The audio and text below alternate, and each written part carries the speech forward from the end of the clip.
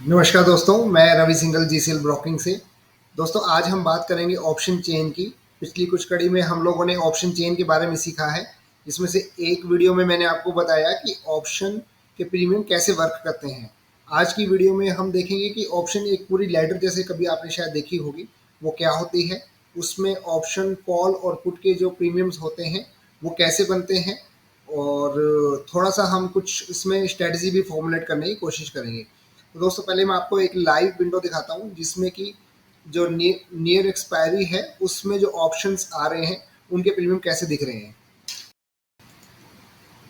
तो दोस्तों, ये निफ्टी की लेटेस्ट ऑप्शन चेन है। मैंने ये निफ्टी 50 का कॉन्ट्रैक्ट यहाँ पर लगाया है। बाय डिफ़ॉल्ट भी अगर आप निफ्टी ऑप्शन चेन डालते हैं तो निफ्टी 50 के ही आपको कॉन्ट्रैक्ट दिखाएगा।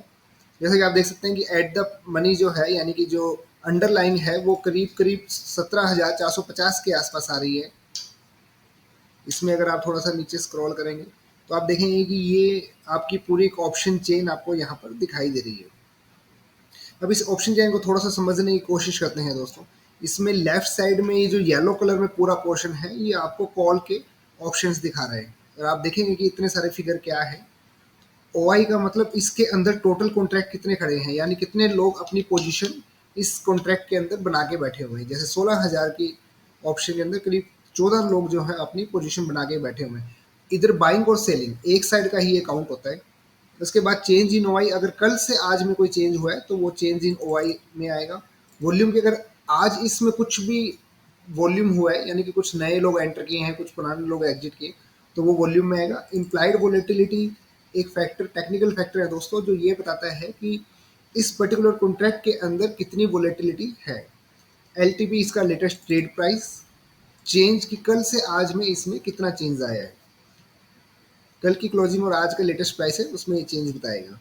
बिड क्वांटिटी की एट प्रेजेंट इसमें कितने लोग इसको बाय करने के लिए तैयार हैं, और किस प्राइस पे बिड लगी हुई है। और आस्क का मतलब, अगर ये बाय करने के लिए कुछ लोग तैयार हैं तो सेल करने के लिए भी कुछ लोग तैयार होंगे, तो वो प्राइस आपका आस्क प्राइस में आ रहा है।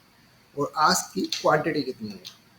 पुट के लिए भी सेम सारी bid quantity, bid price, ask quantity, change in price, LTP, implied volatility and volume and everything. So दोस्तों, ये सारी चीज़ें आपको ऑप्शन चेन के अंदर मिलती हैं। अगर आप फ्यूचर की बात करें तो जनरली इसमें सिर्फ एक ही रो होती है, जैसे एक सिंगल रो होती है, अलग अलग प्राइसेस नहीं होते। लेकिन ऑप्शन के अंदर क्योंकि अलग अलग स्ट्राइक के अलग अलग प्रीमियम होते हैं, इसलिए जो भी एक्सचेंज एक ऑप्शन के कॉन्ट्रैक्ट लॉन्च करता है उसको ये पूरी चेन प्रोवाइड करनी पड़ती है, ताकि अलग अलग लेवल के ऊपर लोग अपनी पोजीशन को हेज कर सकें। तो दोस्तों, अब ये थोड़ा सा समझेंगे कि अपने ये जो ऑप्शन के प्रीमियम है ये कैसे कैलकुलेट हुए हैं। इसके लिए मैं आपको एक्सेल पे ले चलता हूँ। मैंने ये सारा डाटा एक्सेल के ऊपर कॉपी कर लिया है ताकि आपको समझने में आसानी रहे।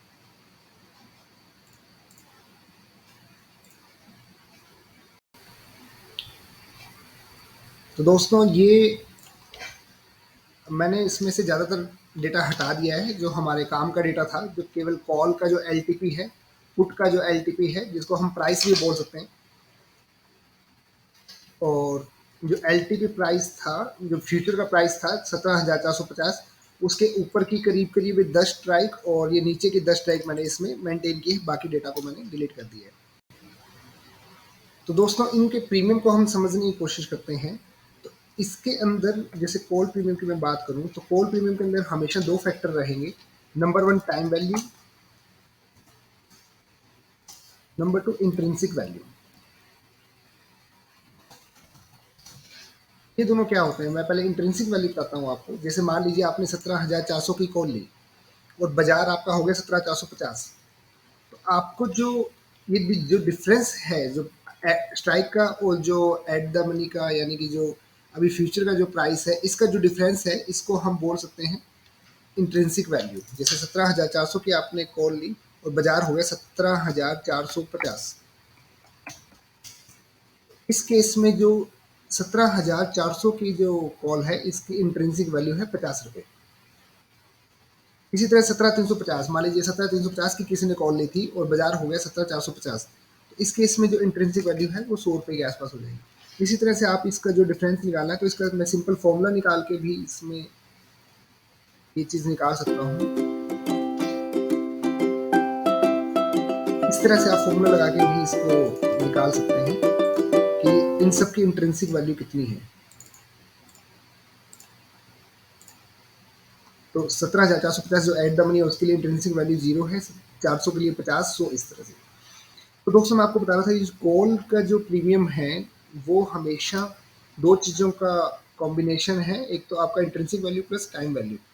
तो जो बची हुई फैक्टर है वो आपका टाइम वैल्यू है, सिंपल। ये देखिए ये जो बचा हुआ प्रीमियम है, जैसे एक बार के लिए मैं एट द मनी की बात करता हूँ, अभी बाजार भी 17,450 का चल रहा है और 17,450 की स्ट्राइक में है, तो इसमें इंट्रिंसिक वैल्यू 0 है। तो जो भी ये ऑप्शन का प्रीमियम आ रहा है 111 पे, प्योरली टाइम वैल्यू है। इसी तरह से जो नीचे की 100 रुपये नीचे अगर आप जाते हैं, 50 रुपये नीचे सॉरी आप जाते हैं, तो चूंकि इसमें 50 रुपये इंट्रिंसिक वैल्यू है, तो जो टाइम वैल्यू है वो केवल 90 रुपये है। तो जैसे जैसे आप एक चीज़ देखेंगे, जैसे जैसे आप इन एट द मनी के से दूर जाते हैं, यानी जो करंट प्राइस चल रहा है किसी भी कॉन्ट्रैक्ट का उससे दूर जाते हैं, वैसे वैसे टाइम वैल्यू कम हो जाती है। देखने में आपको लगेगा कि प्रीमियम बढ़ रहे हैं, लेकिन इसकी टाइम वैल्यू घट जाती है, क्योंकि जैसे जैसे आप एट द मनी से दूर जाते हैं वैसे वैसे जो रिस्कीनेस है उस पर्टिकुलर कॉन्ट्रैक्ट की वो कम हो जाती है।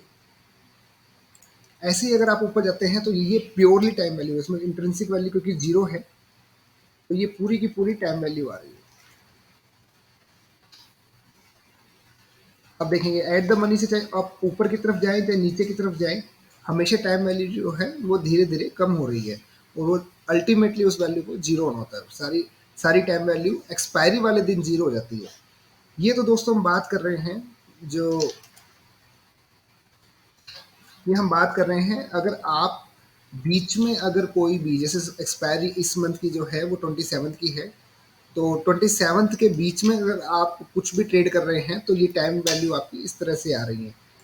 एक्सपायरी वाले दिन क्या होता है, सपोज अभी जो नेक्स्ट एक्सपायरी आ रही है वो 29 मार्च की आ रही है, तो 29 मार्च को क्या होगा, ये सारी टाइम वैल्यू जीरो हो जाएगी। यानी कॉल के जो प्रीमियम है एक्सपायरी वाले दिन ये प्योरली ये वाले प्रीमियम रह जाएंगे। यानी कि मान लीजिए अगर आपने कोई भी 17,500 की कॉल ले रखी, तो बाजार मान लीजिए 17,450 हो गया, तो वो कॉल अल्टीमेटली आपकी जीरो हो जाएगी। इसी तरह से दोस्तों पुट का भी देख लेते हैं। पुट में जो आपका इंट्रिंसिक वैल्यू है दिस माइनस दिस, 17,450 के लिए 0 है। जैसे जैसे हम ऊपर आ रहे हैं वैसे वैसे इंट्रिंसिक वैल्यू बढ़ती जा रही है। सिमिलरली जैसे जैसे हम नीचे जाएंगे,